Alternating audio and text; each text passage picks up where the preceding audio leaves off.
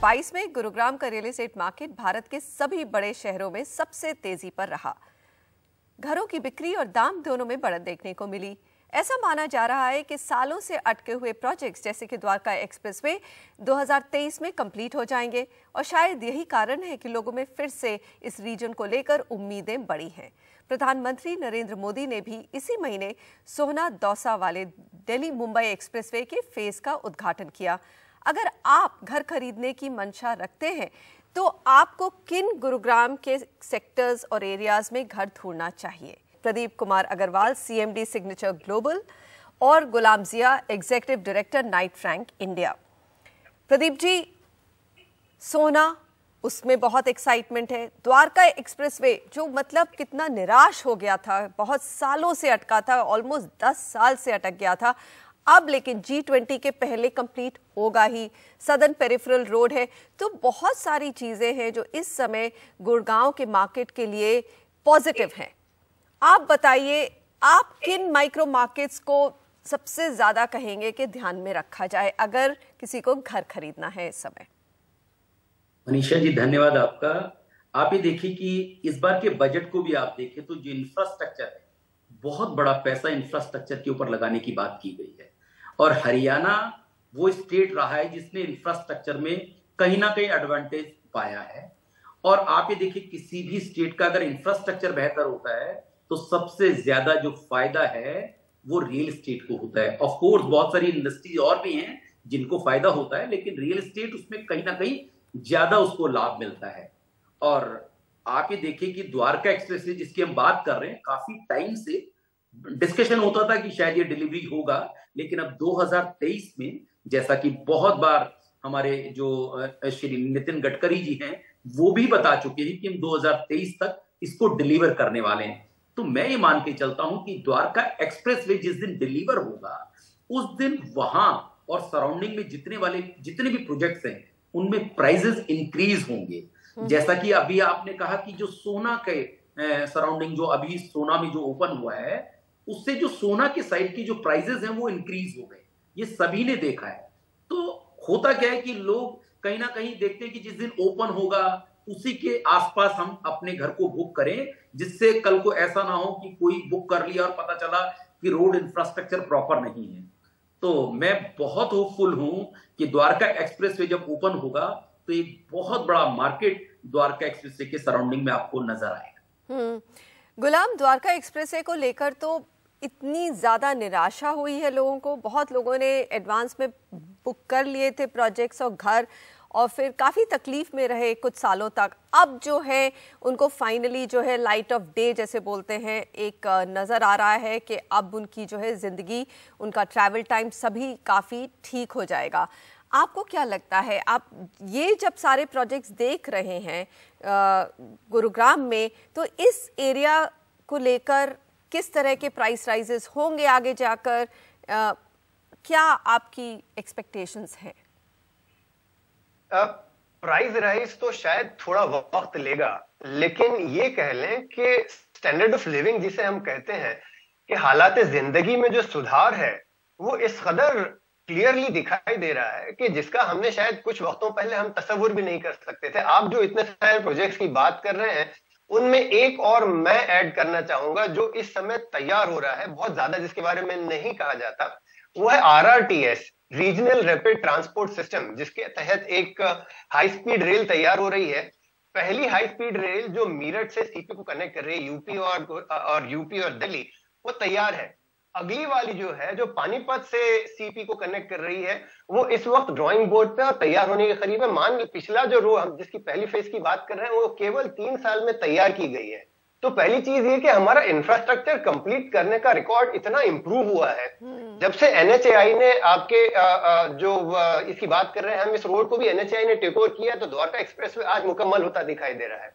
तो ये जो एक रफ्तार पकड़ी है इंफ्रास्ट्रक्चर के कामों के तकमील के करीब पहुंचने की, ये हमने शायद पहले कभी नहीं देखी। मेरे 30 साल करियर में मैंने इतना इंफ्रास्ट्रक्चर होता नहीं देखा।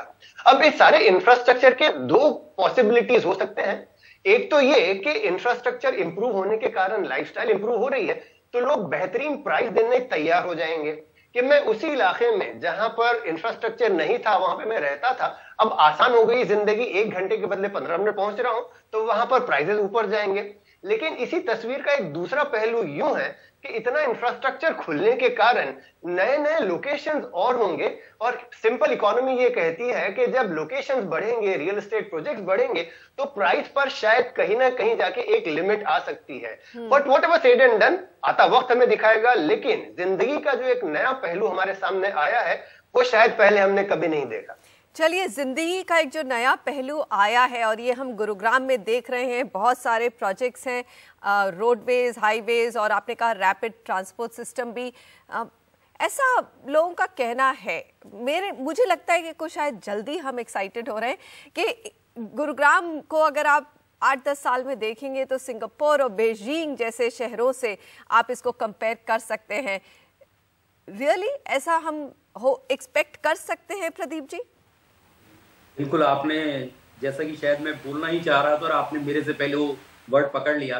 आने वाले वक्त में आप ये देखिए, ये एक्चुअली में एक बिजनेस हब की तरह आपको नजर आएगा, जैसे आज की डेट में सिंगापुर है।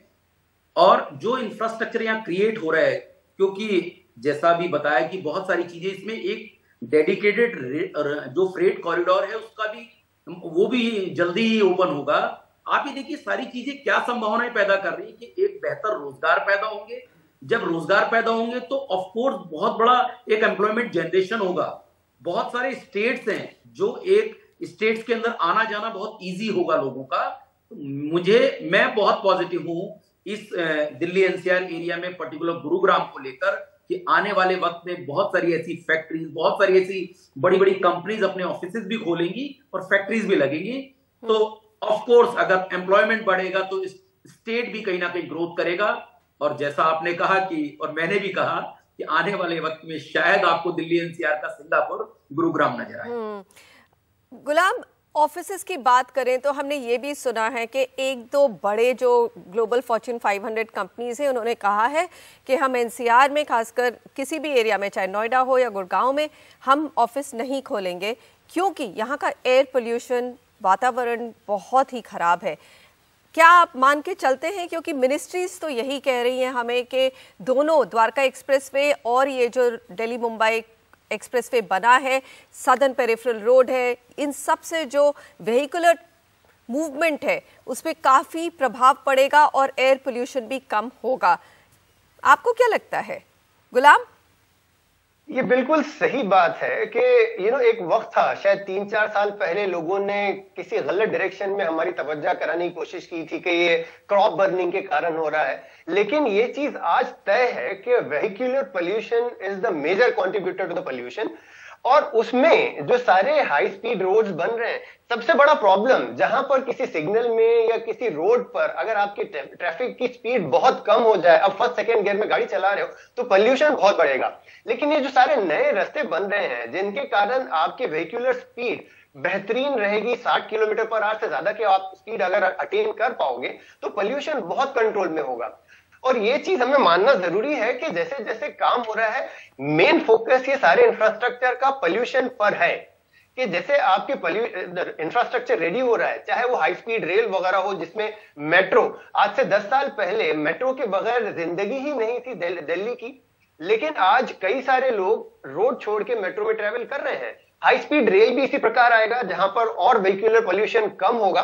तो ओवरऑल हमारा ये बहुत साइंटिफिकली प्रूवन एनालिसिस है कि आगे चल के पोल्यूशन भी काफी कम होगा।